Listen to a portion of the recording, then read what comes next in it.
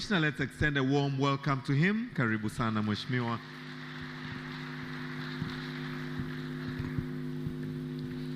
Jamhuri ya Muungano wa Tanzania.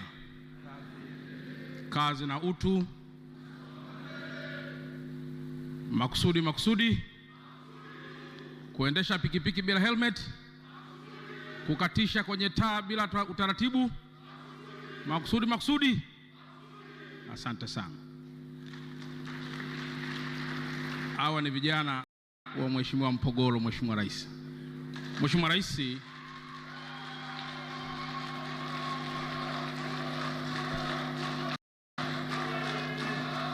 asante sana.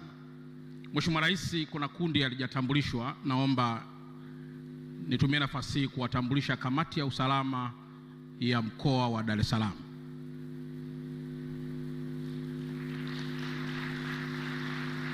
Leo tunazungumzia usalama wa afya unaolindwa na madaktari, lakini pia tuna usalama mwingine sasa wa taifa katika perspective nyingine uko chini ya hawa wazee hapa. Mheshimiwa Rais, kwanza nitumie nafasi hii kukaribisha sana katika mkoa wetu wa Dar es Salaam, na tunaiona fahari kubwa. In fact, we feel honored to be with you this morning, na tunafarijika sana kuwa na wewe kwa sababu tumeona kwa muda mwingi umekuwa na kazi na majukumu makubwa sana taifa letu. Naomba kwa dhati ya moyo tumpigie makofi sana Mheshimiwa Rais kwa kazi kubwa. Lakini pili, Mheshimiwa Rais, ninayo heshima kukueleza kuwa mkoa wetu wa Dar es Salaam upo salama sana, na ndio maana tumekuwa na confidence yote kuwapokea wageni ambao wametoka katika mataifa yote, na tunakuthibitishia kwamba watarudi kwao wakiwa salama, na yale yote ambayo wamekuja nayo hapa tutayapokea na kuyafanyia kazi. Lakini jambo la tatu, Mheshimiwa Rais, kabla sijaeleza mambo mengineyo, nitumie nafasi hii kumshukuru sana Mheshimiwa Waziri wetu wa Afya. Mheshimiwa Waziri wa Afya alishawahi kuwa waziri wetu wa TAMISEMI, na labda nieleze kisa kidogo sana Mheshimiwa Rais kwa muda wa nusu dakika tu. Mheshimiwa Rais, siku moja tumefanya ziara na wakuu wa wilaya kwenye moja ya mitaa yetu hapa Dar es Salaam.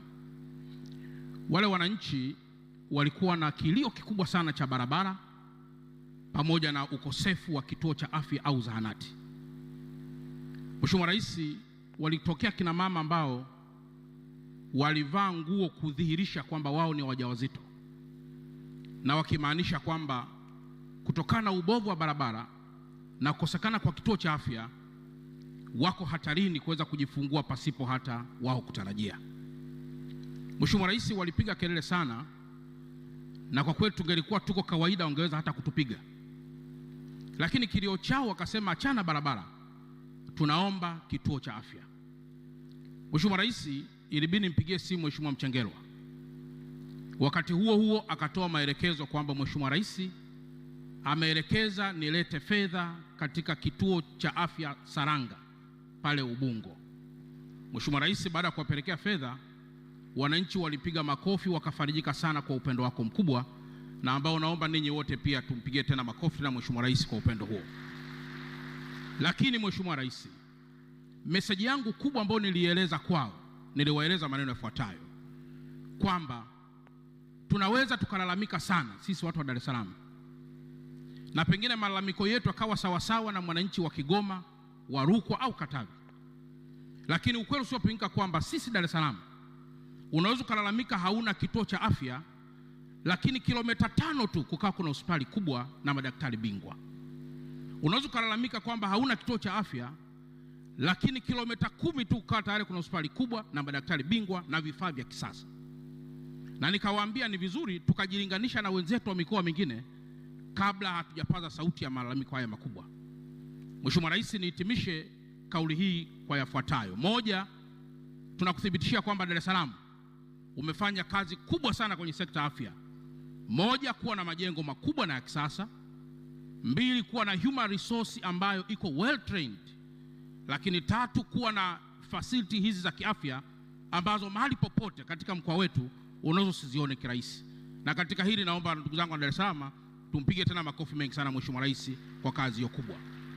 Wakati tunapita kwenye mabanda, Mheshimiwa Rais, umeona wanataja vifaa kama PET CT scan ambayo tukuwa nayo sisi hapa Dar es Salaam.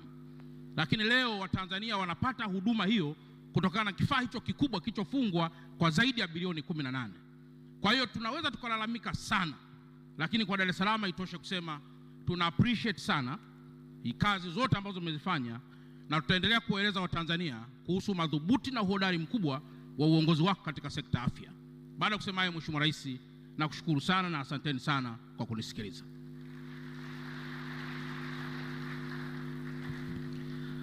Asante sana. Thank you very much, Honorable Albert Chalamila, the Dar es Salaam Regional Commissioner, for your welcoming remarks. Your Excellency,